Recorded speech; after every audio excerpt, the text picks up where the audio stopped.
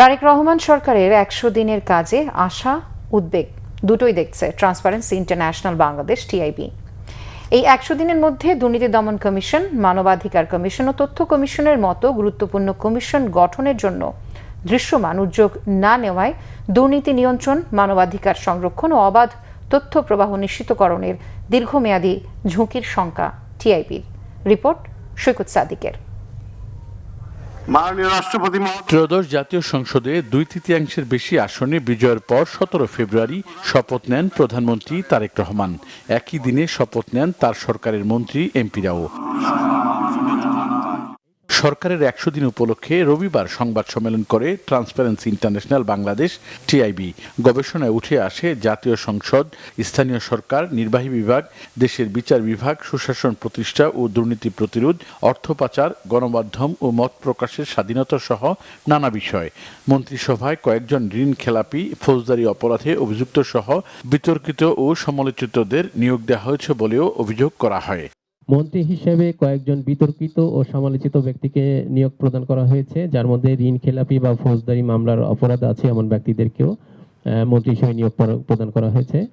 এ সময় টিআইবির নির্বাহী পরিচালক ডক্টর ইফতেখারুজ্জামান বলেন, সার্বিক বিবেচনায় সরকারের ১০০ দিন একদিকে আশা জাগানো এবং সম্ভাবনাময়, অন্যদিকে রয়েছে সুশাসন, দুর্নীতি প্রতিরোধ ও বিশেষ করে জবাবদিহিতামূলক সরকার প্রতিষ্ঠার প্রত্যাশা পূরণে সুনির্দিষ্ট উদ্যোগের ঘাটতি।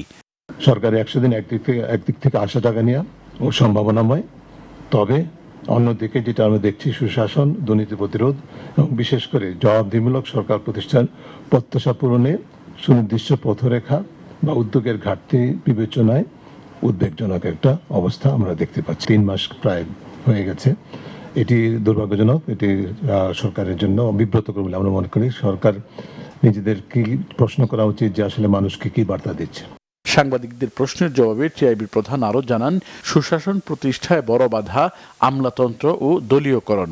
যে একটা বড় প্রতিবন্ধকতা হচ্ছে আমলাতন্ত্র। আমলাতন্ত্রের একাংশ সবসময় তারা সংস্কার বা কোনো পরিবর্তন চায় না। সব পরিবর্তন তারা চায়, কিন্তু নিজেদের পরিবর্তন তারা চায় না। আর দ্বিতীয় হচ্ছে যে বিশেষ করে রাজনৈতিক সরকার যখন ক্ষমতায় বা রাজনৈতিক সরকার না হলেও সরকারের পেছনে যে শক্তিগুলো আছে তাদের ভিতরে তাদের একাংশের মধ্যে প্রতিকূলতার বিষয়টা দেখা যায়, এই অর্থে যে ক্ষমতাটা থেকে দেখা হয় নিজেদের সুবিধা অর্জনের লাইসেন্স হিসাবে। ধর্মীয় ও সাংস্কৃতিক বৈচিত্র্যের উপর হামলার ঘটনাগুলোতে উদ্বিগ্ন টিআইবি। সংস্থাটির মতে এই অহিষ্ণু প্রবণতা দেশের বহুত্ববাদী ঐতিহ্যের উপর অশনি সংকেত। জানেন যে ইতিমধ্যে। সৈকত সাদিক, বাংলা ভিশন, ঢাকা।